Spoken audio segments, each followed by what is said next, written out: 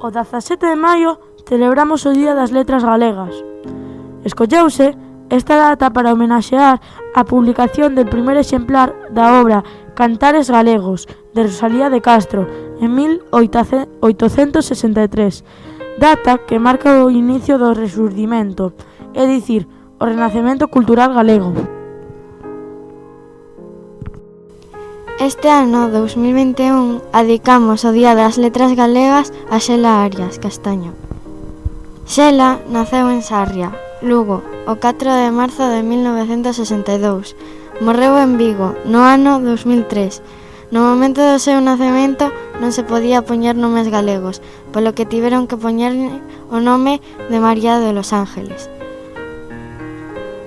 No ano 1984 consegue que lle recoñezan o dereito a chamarse Xela. Aínda que naceu en Lugo, pasou a maior parte da súa vida en Vigo, onde traballou como traductora, correctora e asesora lingüística da editorial Xerais.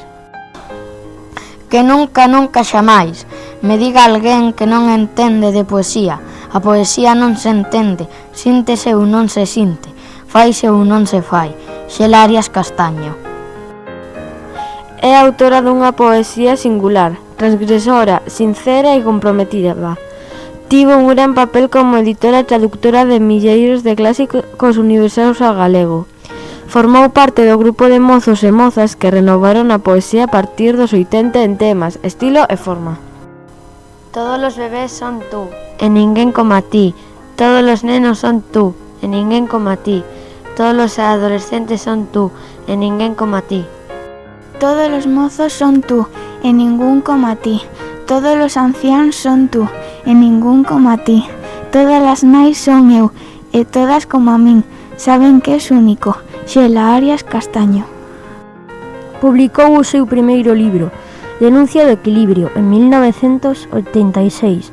En 1999, o seu libro Tigres como cabalos conmocionou a sociedade literaria galega, pois se trataba dun traballo nel que os poemas ían acompañados das fotografías de Xulio Xil. Nelas se mostraba a propia autora espida.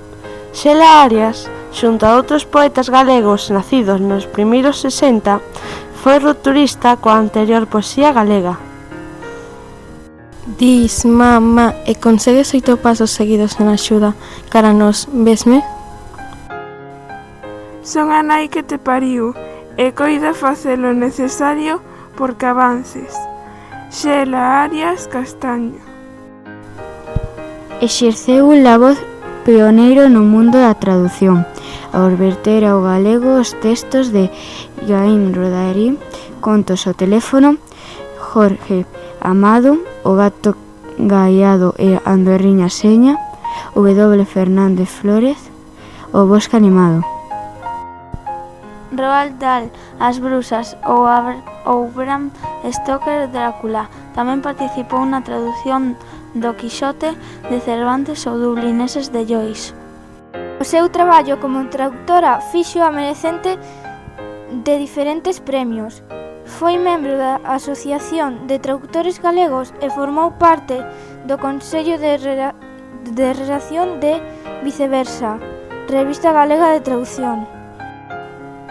Que é o necesario? Como sempre, Asumir que me equivoco e seguir investigando. como sempre en min, E máis contigo. Xela Arias Castaño.